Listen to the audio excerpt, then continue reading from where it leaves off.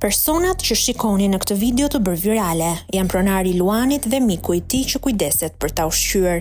Kafsha e rrezikshme që mbahet si mace shtëpie ndodhet në fshatin Zharrës të Fierit. Banorët e fshatit e dinë mirë historinë e fshinjit të tyre që mban si kafshë shtëpie një luan. Kjo është banesa, por sot atje nuk duket luani që duket se është larguar pas bërjes virale të videos, e cila ka rënë edhe në dorën e policisë. Për shkak të rrezikshmërisë që paraqet kjo kafshë, e cila nuk duhet të mbahet në banesë, policia e Fierit ka ngritur një grup të posaçëm pune për të trajtuar rastin, për shkak të natyrës së veçantë që ai paraqet.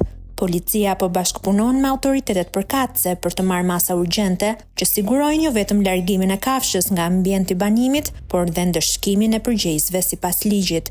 Sipas policisë, mbajtja e një kafshë të egër dhe të rrezikshme si luani në ambiente shtëpie është jo vetëm e papërgjegjshme, por përbën një kërcënim të drejtpërdrejtë për sigurinë publike.